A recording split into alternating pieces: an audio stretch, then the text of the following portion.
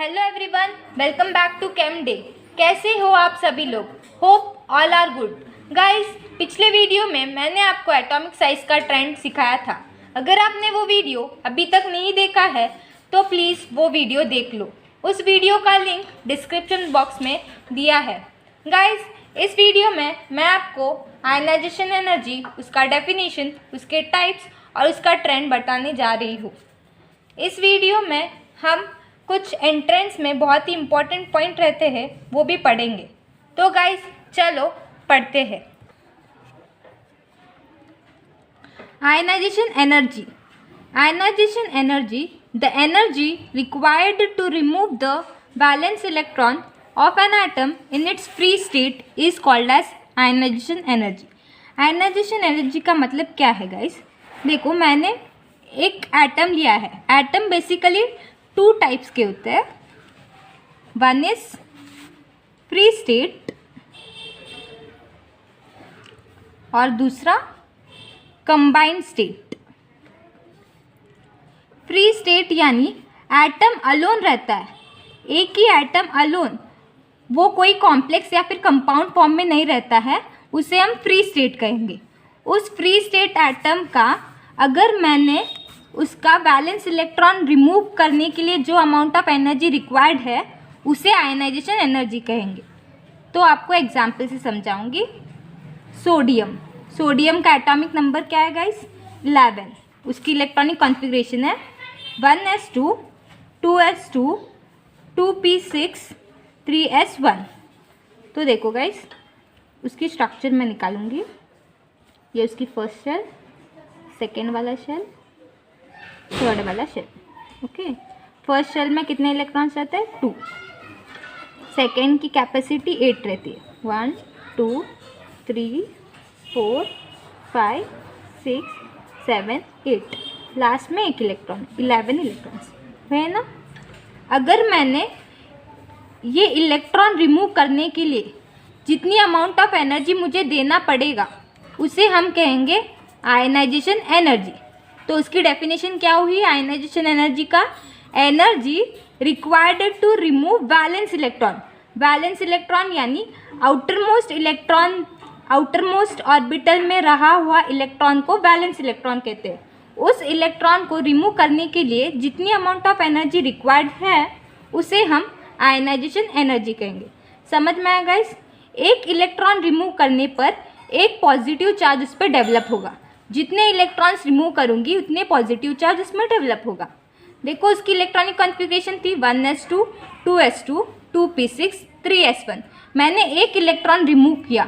Remove करने के लिए जितनी अमाउंट ऑफ एनर्जी रिक्वायर्ड थी तो उसे कहेंगे हम आयनाइजेशन एनर्जी। वो प्लस आयन फॉर्म करेगा क्योंकि एक इलेक्ट्रॉन रिमूव किए। ये वाला समझ में आया आयनाइजेशन एनर्जी का डेफिनेशन। तो चलो आगे पढ़ेंगे। Ionization energy is classified as ionization energy first, second, third. Basically ionization energy के 3 टाइप्स रहते हैं। Ionization energy first, second, third. First यानी क्या? अगर मैंने एक फ्री स्टेट एटम ली और उस फ्री स्टेट एटम से एक इलेक्ट्रॉन रिमूव करने पर एक पॉजिटिव चार्ज फॉर्म होगा। जितनी अमाउंट ऑफ एनर्जी मुझे देना पड़ेगा वो इलेक्ट्रॉन रिमूव करने के लिए वो होगा आयनाइजेशन एनर्जी फर्स्ट। और अगर एक पॉजिटिव आयन एटम से, पॉजिटिव आयन से मैंने एक इलेक्ट्रॉन रिमूव की तो वो होगा आयनाइजेशन एनर्जी सेकेंड। समझ में आया आयनाइजेशन एनर्जी फर्स्ट और सेकेंड। देखो, मैग्नीशियम, उसकी जनरल इलेक्ट्रॉनिक कॉन्फ़िगरेशन है 2p6 3s2। एक इलेक्ट्रॉन रिमूव करने के लिए जितनी एनर्जी रिक्वायर्ड थी वो हुई आयनाइजेशन एनर्जी फर्स्ट। एक इलेक्ट्रॉन इसमें से रिमूव की तो 3s1 हुआ। एक इलेक्ट्रॉन रिमूव की तो एक पॉजिटिव चार्ज इस पर डेवलप हुआ। अभी इस पॉजिटिव आयन से एक इलेक्ट्रॉन रिमूव करने के लिए जितनी अमाउंट ऑफ एनर्जी मुझे रिक्वायर्ड होगी वो होगा आयनाइजेशन एनर्जी सेकेंड। इस पॉजिटिव आयन से और एक इलेक्ट्रॉन रिमूव की तो s0 हो जाएगा, बच जाएगा 2p6। एक इलेक्ट्रॉन और रिमूव की इसमें से पॉजिटिव चार्ज से तो और एक पॉजिटिव चार्ज डेवलप होगा 2+। इसीलिए वो होगा आयनाइजेशन एनर्जी सेकेंड। अभी सेकेंड एग्जाम्पल से समझेंगे और अच्छे से। अगर मैंने एल्यूमिनियम ली जिसका इलेक्ट्रॉनिक कॉन्फ़िगरेशन आउटर मोस्ट है 3s2 3p1, एक इलेक्ट्रॉन रिमूव करने के लिए जो एनर्जी मुझे रिक्वायर्ड थी वो एटम कैसा था, फ्री स्टेट में। फ्री स्टेट में रहते वक्त मुझे एनर्जी रिक्वायर्ड लगी एक इलेक्ट्रॉन रिमूव करने के लिए, वो होगी उसकी फर्स्ट आयनाइजेशन एनर्जी। एक पॉजिटिव चार्ज डेवलप हुआ। अगर इस पॉजिटिव आयन से मुझे और एक इलेक्ट्रॉन रिमूव करना पड़ेगा तो वो होगा सेकेंड आयनाइजेशन एनर्जी। अगर मुझे 2 पॉजिटिवली चार्ज्ड आयन से एक इलेक्ट्रॉन रिमूव करना पड़ेगा तो वो होगा आयनाइजेशन एनर्जी थर्ड। समझ में आया? Ionization energy first, second, third. Ionization energy first मतलब एक न्यूट्रल एटम से इलेक्ट्रॉन रिमूव करने के लिए required energy, ionization energy first. Positively charge ion से एक इलेक्ट्रॉन रिमूव करने के लिए required energy, ionization energy second. 2 positive charge ion से एक इलेक्ट्रॉन रिमूव करने के लिए एनर्जी रिक्वायर्ड थी, उसे हम कहेंगे आयनाइजेशन एनर्जी थर्ड। समझ में आया? First, second, third. अभी हम ट्रेंड पढ़ेंगे। ट्रेंड पढ़ने से पहले मैं आपको बताने जाऊंगी, सुनो गाइस, ये पीरियोडिक टेबल है।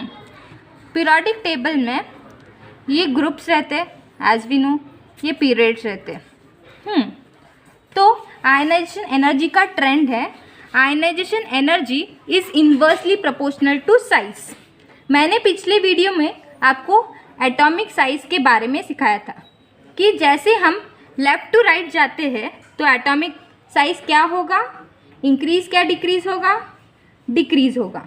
जैसे ही हम लेफ्ट टू राइट जाएंगे पीरियोडिक टेबल में तो एटॉमिक साइज क्या होगा गाइस, डिक्रीज होगा।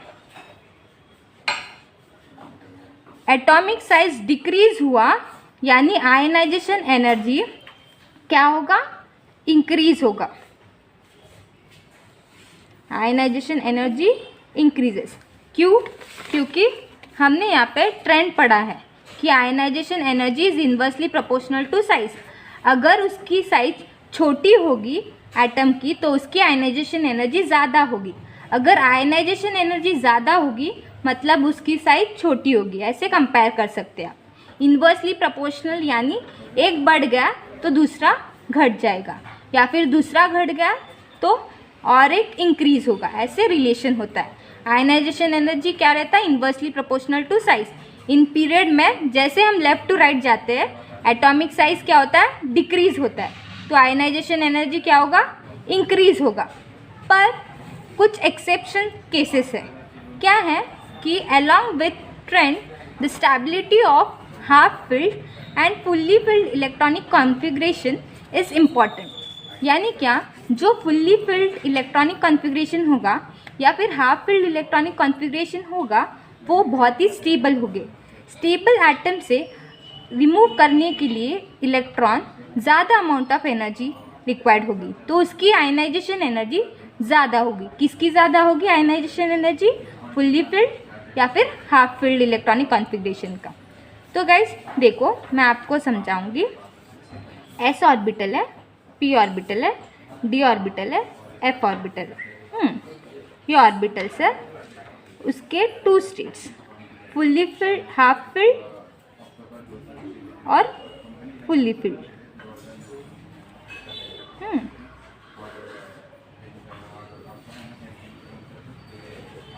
ऑर्बिटल से ओके। एस ऑर्बिटल का हाफ फिल्ड इलेक्ट्रॉनिक कॉन्फ़िगरेशन होता है 1 और फुल्ली फिल्ड होता है 2। उसकी कैपेसिटी 2 रहती है। मैं जनरल इलेक्ट्रॉनिक कॉन्फ़िगरेशन से समझाऊंगी। अगर P है तो P का होगा हाफ फिल्ड 3 और फुल्ली फिल्ड होगा 6। D का हाफ फिल्ड होता है 5 और फुल्ली फिल्ड होता है 10। F का हाफ फिल्ड होता है 7 और फुल्ली फिल्ड इलेक्ट्रॉनिक कॉन्फ़िगरेशन होता है 14। ये टेबल याद रखना। हाफ फिल्ड S का क्या होता है 1, फुल्ली फिल्ड 2, उसकी मैक्सिमम कैपेसिटी, इलेक्ट्रॉन की मैक्सिमम कैपेसिटी एस की 2 रहती है, पी की 6 रहती है, डी की 10 रहती है, एफ की 14 रहती है, तो उसका हाफ करेंगे। 2 का हाफ क्या रहता है 1, 6 का हाफ 3, 10 का हाफ 5, 14 का हाफ 17, तो उसकी ये हाफ इलेक्ट्रॉनिक कॉन्फ़िगरेशन होगी। तो गाइस मैं आपको कुछ बताऊंगी। देखो ये अल्कली मेटल्स है, alkali metals, okay, alkali metals के लिए यानी फर्स्ट ग्रुप का general electronic configuration outer most का है NS1, अल्कली का। और ये सेकेंड ग्रुप है ना, सेकेंड ग्रुप का क्या है NS2। ये 13th ग्रुप है ना गाइस, ये वाला 13, उसका है 13th ग्रुप का क्या है, ये सब ग्रुप्स के बारे में, ओके, ग्रुप्स के बारे में पढ़ेंगे। 13 का होगा NS2NP1, इसका आउटर मोस्ट इलेक्ट्रॉनिक कॉन्फ़िगरेशन समझा रही हूँ आपको। 14 का है NS2NP2। 15th ग्रुप का है NS2NP3। 16th ग्रुप का है NS2NP, क्या होगा गाइस 1 2 3 4। अभी 17th ग्रुप का है NS2NP5। 18th ग्रुप का है NS2NP6। ये उसके आउटर मोस्ट इलेक्ट्रॉनिक कॉन्फ़िगरेशन है। अल्कली मेटल्स का NS1 सेकेंड ग्रुप का आउटर मोस्ट है, NS2 13th ग्रुप का यानी इसका NS2NP1, इसका NS2NP2, इसका NS2NP3, इसका NS2NP4, इसका NS2NP5 और 18th ग्रुप का NS2NP6। समझ में आउटर मोस्ट इलेक्ट्रॉनिक कॉन्फ़िगरेशन। तो चलो ट्रेंड के बारे में पढ़ेंगे। देखो गाइस मैंने पीरियड में ये वाला ली, second period, lithium, beryllium, boron, carbon, nitrogen, oxygen, chlorine, neon. General electronic configuration क्या है लिथियम की NS1, बेरिलियम की सेकेंड ग्रुप में यानी NS2, बोरॉन किस में 13th में यानी NS2 कंप्लीटेड है तो मैं सिर्फ NP1 कल की। उसके बाद कार्बन का NP2, नाइट्रोजन का NP3, ऑक्सीजन का NP4, फ्लोरीन का NP5, नियॉन का NP6। समझ में? जैसे हमें पता है कि ट्रेंड क्या है, ionization energy is inversely proportional to size.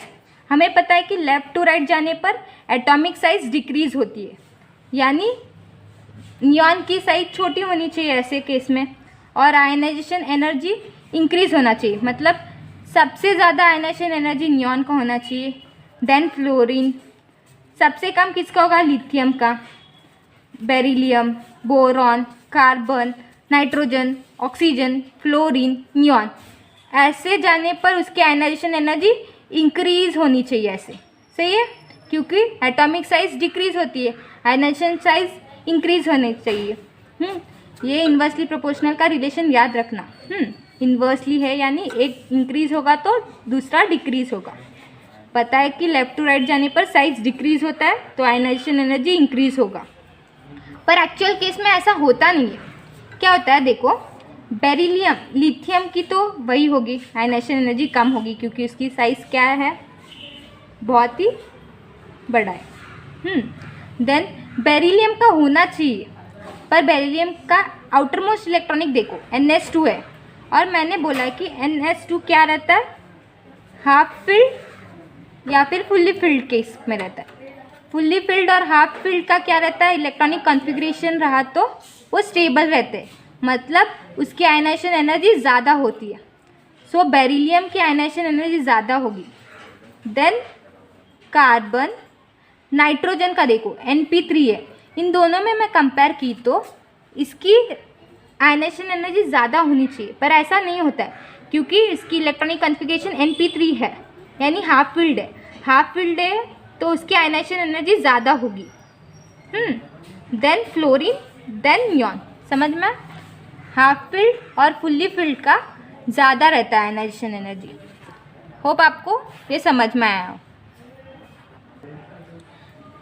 In group, अब ग्रुप में देखेंगे, टॉप टू बॉटम जाने पर एटॉमिक साइज क्या होता है? इंक्रीज होता है। तो आयनाइजेशन एनर्जी क्या होगी? डिक्रीज होगी। Size increase, ionization energy decrease, ऐसा ही होता है। देखो मैंने एग्जांपल लिया है, lithium, sodium, potassium, rubidium, caesium. Top to bottom जाने पर एटॉमिक साइज क्या होती है?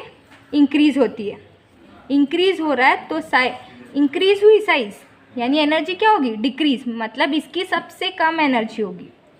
देन ये वाला, देन ये वाला, देन सोडियम, देन लिथियम। समझ में? आपको साइज का ट्रेंड पता चला तो आयनाइजेशन एनर्जी बहुत ही आसान है। इसीलिए मैं आपको प्रेफर करूँगी पहले एटॉमिक साइज का देख लीजिए आप वीडियो। पीरियोडिक टेबल में गाइस सीजियम का सबसे लोएस्ट आयनाइजेशन एनर्जी रहता है।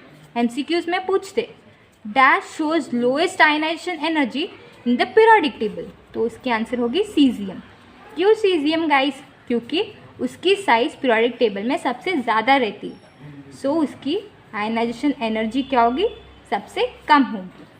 अभी हम एप्लीकेशन पढ़ेंगे, कुछ प्रॉब्लम्स पढ़ेंगे। Write the first ionization energy, second ionization energy, third of atom with increasing order. Increasing order से आयनाइजेशन एनर्जी बताने के लिए वो पूछे यहाँ पे। देखो मैंने एग्जांपल लिए ये वाला, beryllium, boron, carbon, nitrogen, oxygen, fluorine. इसकी जनरल इलेक्ट्रॉनिक कॉन्फ़िगरेशन क्या है? NS2, इसकी Np1, इसकी Np2, इसकी Np3, Np4, Np5। तो first ionization energy beryllium, beryllium की आयनाइजेशन एनर्जी ज़्यादा होगी बोरॉन से। क्यों? क्योंकि ये फुल्ली फिल्ड है, NS2 है, यानी फुल्ली फिल्ड है। फुल्ली फिल्ड का ज़्यादा होगा आयनाइजेशन एनर्जी, सो मैं इसे यहाँ पे लिखूँगी। उसके बाद कार्बन, नाइट्रोजन और ऑक्सीजन में कंपेयर की तो नाइट्रोजन का ज़्यादा आयनाइजेशन एनर्जी होगा, क्योंकि ये हाफ फिल्ड है। हाफ फिल्ड का क्या होता है? आयनाइजेशन एनर्जी ज़्यादा होता है। Then fluorine. समझ में? क्यों ऐसा अरेंज किया? Atomic size left to right जाने पर डिक्रीज होता है, आयनाइजेशन एनर्जी इंक्रीज होना चाहिए, पर हाफ फिल्ड और कम्प्लीटली फिल्ड की स्टेबल रहते तो उनकी आयनाइजेशन एनर्जी ज़्यादा होगी, इसीलिए उसकी फर्स्ट आयनाइजेशन एनर्जी ऐसी होती है। समझ में? बेरिलियम और बोरॉन में कंपेयर किए तो बेरिलियम की ज़्यादा होगी। नाइट्रोजन और ऑक्सीजन की आयनाइजेशन एनर्जी कंपेयर की तो नाइट्रोजन की ज़्यादा होगी। Reason half filled electronic configuration. अभी मैंने सेकेंड आयनाइजेशन एनर्जी का, सेकेंड आयनाइजेशन एनर्जी यानी एक इलेक्ट्रॉन रिमूव करने पर जो इसकी इलेक्ट्रॉनिक कॉन्फ़िगरेशन होगी, उस केस में उसकी स्टेबिलिटी हम देखेंगे, उसकी आयनाइजेशन एनर्जी हम पढ़ेंगे। देखो मैंने एक इलेक्ट्रॉन रिमूव की तो NS1 होगा, यहाँ पे एक इलेक्ट्रॉन रिमूव की तो 0 होगा। S ऑलरेडी फिल्ड था, S होने के बाद ही p ऑर्बिटल रहता है, S है यहाँ पे। उसके बाद यहाँ से एक इलेक्ट्रॉन रिमूव की तो P1 होगा, यहाँ से एक इलेक्ट्रॉन रिमूव की तो ये P2 होगा, यहाँ से एक इलेक्ट्रॉन रिमूव की तो ये P3 होगा, यहाँ से एक इलेक्ट्रॉन रिमूव की तो P5 से P4 होगा। अभी इसका अरेंज करेंगे। देखो बेरिलियम का एज इट इज़, बोरॉन और कार्बन में कंपेयर की, बोरॉन क्या है? NS2 यानी फुल्ली फिल्ड इलेक्ट्रॉनिक कॉन्फ़िगरेशन है, उसकी आयनाइजेशन एनर्जी ज़्यादा होगी कार्बन से कंपेयर किए। सो मैं कार्बन लिखने के बाद बोरॉन लिखूँगी क्योंकि उसकी आयनाइजेशन एनर्जी ज़्यादा होगी फुल्ली फिल्ड। अभी ये नाइट्रोजन का एज इट इज़ आयन का, ऑक्सीजन आयन का और फ्लोरीन आयन का कंपेयर किए तो ऑक्सीजन आयन का देखो गाइस, यहाँ पे half field electronic configuration, half field का आयनाइजेशन एनर्जी ज़्यादा रहती है, सो इसमें सबसे ज़्यादा ऑक्सीजन की आयनाइजेशन एनर्जी। अभी थर्ड आयनाइजेशन एनर्जी यानी क्या?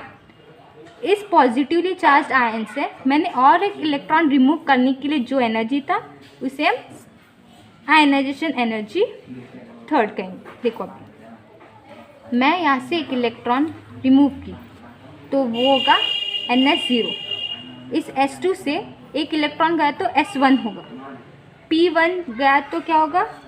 P0 होगा। यहाँ पे P0 है, सॉरी P0। P2 से एक गया तो 1 होगा, P3 से एक गया तो P2 होगा, P4 से एक इलेक्ट्रॉन गया तो P3। अभी अरेंज करेंगे। देखो इन दोनों में कंपेयर की तो ये है हाफ फील्ड इलेक्ट्रॉनिक कॉन्फ़िगरेशन, तो इसकी स्टेबिलिटी ज़्यादा होगी, ये लिखूँगी। उसके बाद ये देन इन दोनों में कंपेयर की तो आयनाइजेशन एनर्जी किसकी ज़्यादा होनी चाहिए गाइस? कार्बन की। क्यों? क्योंकि कार्बन का 0 है, NH2 रहता है यहाँ पे, यानी कम्प्लीटली फील्ड इलेक्ट्रॉनिक कॉन्फ़िगरेशन है ना, इसकी ज़्यादा होगी देन। और इन दोनों में कंपेयर किए तो P3 हाफ फील्ड है, तो उसकी आयनाइजेशन एनर्जी ज़्यादा होगी। समझ में आया ये ट्रेंड? एक बार देख लो गाइस। देखो गाइस ये वाला second question, ionization potential of given element और आयन चार्ज। आपको एक पॉइंट याद में रखना होगा, पॉजिटिव चार्ज ज़्यादा होगा तो आयनाइजेशन एनर्जी ज़्यादा होगी। मैंने यहाँ पे सोडियम और मैग्नीशियम ये दोनों एलिमेंट्स ली, इसमें मैग्नीशियम की आयनाइजेशन एनर्जी ज़्यादा रहती है। क्यों ज़्यादा रहती है? क्योंकि उसकी साइज़ क्या रहती है, लेफ्ट राइट जाने पर क्या होता है गाइस? डिक्रीज़ होता है ना। इसकी साइज़ छोटी है, यानी आयनाइजेशन एनर्जी ज़्यादा होगी मैग्नीशियम की। ये हमें समझ में आया, मैग्नीशियम की ज़्यादा होती है, पर मैग्नीशियम में जितने पॉजिटिव चार्ज ज़्यादा है उसकी आयनाइजेशन एनर्जी ज़्यादा होगी। सो +2 है, देन +1 और सोडियम, तो ये वाला सही आंसर होगा। समझ में आया? Greater the positive charge more is the ionization energy. पहले सोडियम और मैग्नीशियम में कंपेयर किए तो मैग्नीशियम का ज़्यादा आयनाइजेशन एनर्जी, पर इसमें ज़्यादा पॉजिटिव चार्ज है, सो ज़्यादा ionization energy, then sodium last को। समझ में आया आयनाइजेशन एनर्जी का ये? अभी ये बहुत ही इंटरेस्टिंग पॉइंट है, relation between ionization energy and reducing power. अगर आपको रिड्यूसिंग पावर किसी एलिमेंट का निकालने के लिए बोले तो आप आयनाइजेशन एनर्जी से निकाल सकते हो। क्या है वो पॉइंट कि reducing power is inversely proportional to ionization energy. अगर किसी एटम का आयनाइजेशन एनर्जी ज़्यादा होगी तो उसकी रिड्यूसिंग पावर कम होगी। ग्रेटर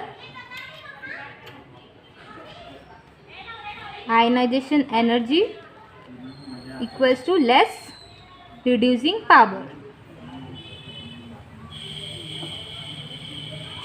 या फिर lesser the ionization energy greater will be the reducing power.